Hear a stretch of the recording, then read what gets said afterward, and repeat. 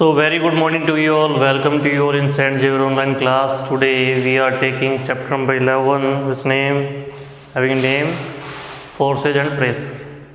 तो देखो इस चैप्टर में सबसे पहले अपन बात करते हैं कि फोर्सेज है क्या।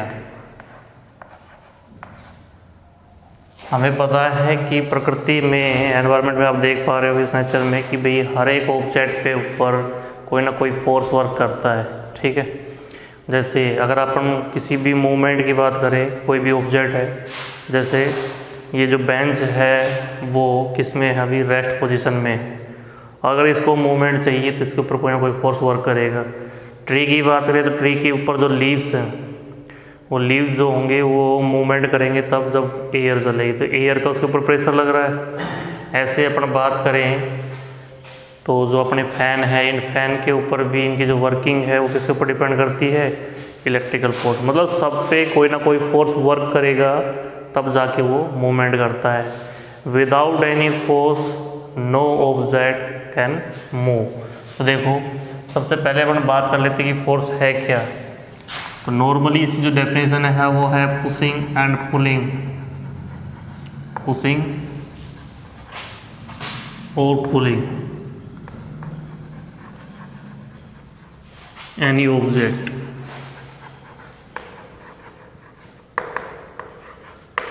ठीक है, इज नोन एज फोर्स। जैसे मान लो कि ये हमारे पास कोई ऑब्जेक्ट है, इस ऑब्जेक्ट को अपन पुश कर रहे हैं, जैसे मैंने इधर पुश किया इसके ऊपर मैं फोर्स वर्क कर रहा हूँ, तो ये या तो इधर पुश होगा तो पुश होगा यानी डिस्प्लेस होगा इधर से इधर,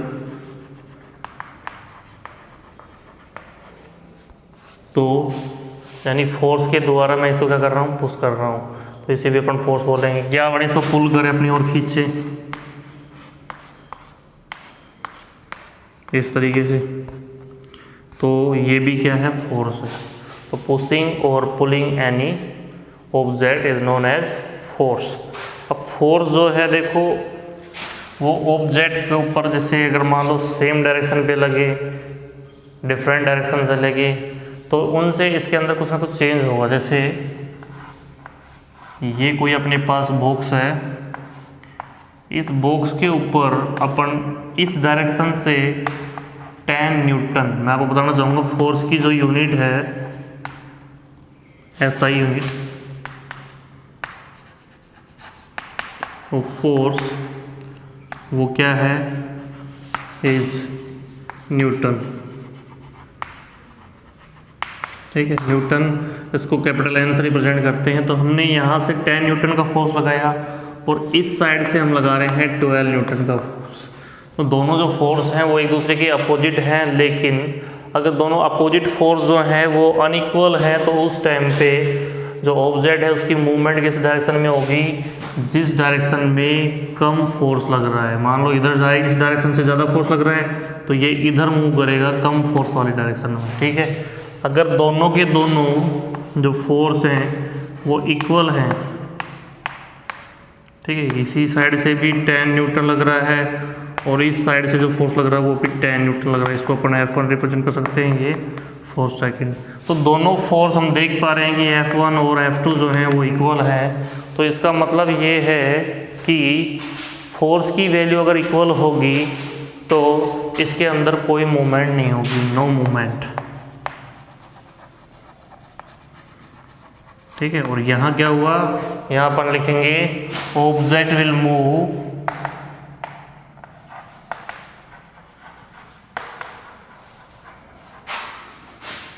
टुवर्ड्स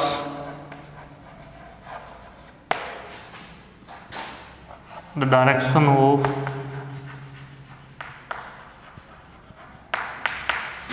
मोर फोर्स।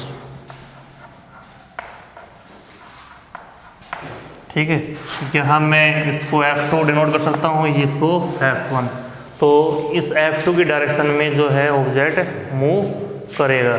ठीक है, अब बात कर लेते हैं, जैसे मान लो हमने यहाँ देखा कि दोनों साइड में मैं देख पा रहा हूँ कि हमने अपोजिट फोर्स वर्क यूज़ किया था, लेकिन अगर फोर्स क्या हो, यदि जो फोर्स है वो सेम डायरेक्शन से वर्क कर, मान लो यहाँ कोई ऑब्जेक्ट है, इस ऑब्जेक्ट पे सेम डायरेक्शन से एक तो लग रहा है 10 न्यूटन का फोर्स, एक लग रहा है 20 न्यूटन का फोर्स, ये F2 मान लो, ये F1 हो। दोनों फोर्स एक ही डायरेक्शन में लग रहे हैं, तो ऑब्जेक्ट जो है इस डायरेक्शन में क्या करेगा, डिस्प्लेस होगा। तो हम यहाँ लिखेंगे object will move in the direction of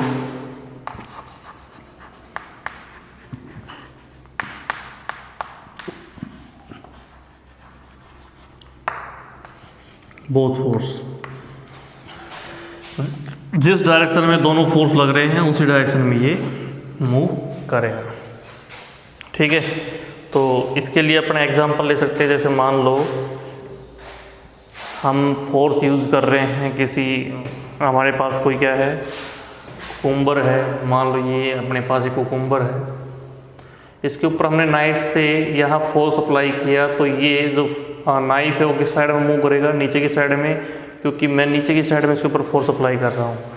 और जब जैसे मान लो कि कोई व्यक्ति किसी वस्तु को खींच रहा है अपनी तरफ, जैसे मान लो मैं इस बेंच को अपनी ओर खींचूँ तो भी क्या होगा, यहाँ पे फोर्स अप्लाई हो रहा है। तो फोर्स क्या है, पुलिंग और पुशिंग। ठीक है, तो मैंने आपको बताया कि सेम डायरेक्शन में अगर फोर्स अप्लाई हो रहा है तो उसी डायरेक्शन में डिस्प्लेसमेंट होगा, और अगर डिफरेंट डायरेक्शन में यानी अपोजिट डायरेक्शन में एक दूसरे के ऊपर क्या कर रहे हैं, फोर्स अप्लाई हो रहा है, तो ऑब्जेक्ट उस डायरेक्शन में मूव होगा जिस डायरेक्शन में उसके ऊपर कंप्रेसर। ठीक है, अब दूसरी बात अपन कर लेते हैं कि फोर्स से ऑब्जेक्ट के ऊपर क्या क्या इफेक्ट पड़ेंगे। जैसे फोर्स है वो क्या कर सकता है, डायरेक्शन चेंज कर सकता है।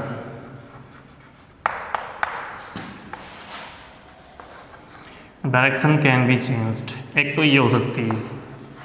दूसरी बात मैं करूँ, स्पीड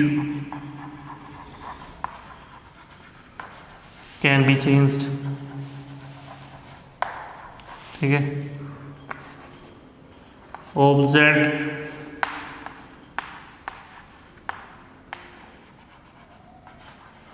कैन बी,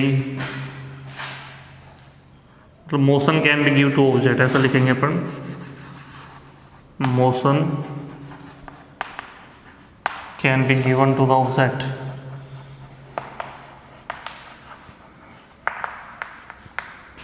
ठीक है, शेप कैन बी चेंज।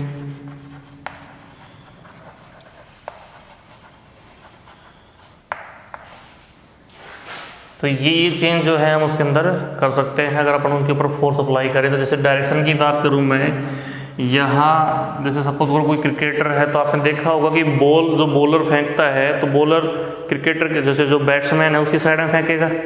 अब बैट्समैन उसको क्या करता है, अपने बैट के द्वारा उस बॉल की डायरेक्शन बदल सकता है, क्योंकि बॉल जा रही थी इस साइड में, जैसे बैट्समैन उसको हिट करता है तो उसकी डायरेक्शन बदल जाती है। तो यानी by applying the force we can change the direction.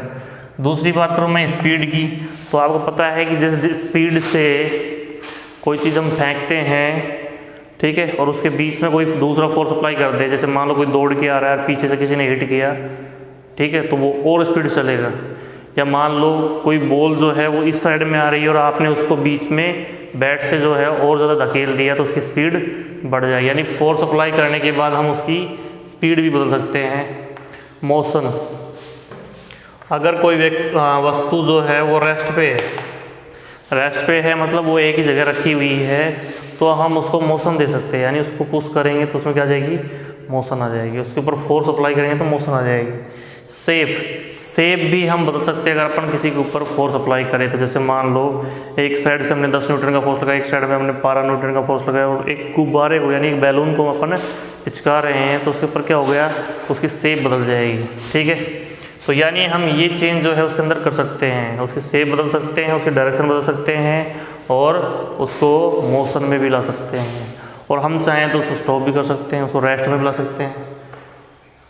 Can be brought in rest. जैसे कोई बहुत स्पीड से चलती हुई गाड़ी है और वो किसी दीवार से टकराती है तो रेस्ट में आ जाएगी और रुक जाएगी वहीं की वहीं। ठीक है, इस तरीके से अब बाय अप्लाइंग द ब्रेक भी हम क्या कर रहे हैं, ऑब्जेक्ट को रेस्ट में ला रहे हैं। तो कहने का मतलब ये है कि फोर्स से हम उसको क्या कर सकते हैं, स्पीड दे सकते हैं, फोर्स से हम उसको रेस्ट में ला सकते हैं, शेप बदल सकते हैं, उसकी डायरेक्शन बदल सकते हैं। ये सारे चेंज हम फोर्स अप्लाई करने के बाद कर सकते हैं। ठीक है, अब मैं आपको ये बताना चाहूँगा कि भाई फोर्स के ऊपर डिपेंड करेगा उसकी डायरेक्शन क्या है। अगर दोनों की दोनों फोर्स सेम साइड में लग रहे हैं तो सीधी सी बात है कि वो फोर्स उस ऑब्जेक्ट को उसी डायरेक्शन में क्या करवाएगा, मूव करवाएगा। अगर दोनों जो फोर्स हैं वो अपोजिट डायरेक्शन में लग रहे हैं तो मूवमेंट डिपेंड करेगी कि कौन सा फोर्स ज़्यादा है और कौन सा कम है। अगर दोनों फोर्स बराबर हैं तो मैंने आपको बताया था कि उस टाइम पे ऑब्जेक्ट मूव नहीं करेगा। ठीक है, तो ये कुछ एक हमारे डेली रूटीन के यूजेस थे जिनमें जो फोर्स के ऊपर डिपेंड करते हैं। ठीक है, rest of the things about this we will read on tomorrow. Thank you, have a nice day.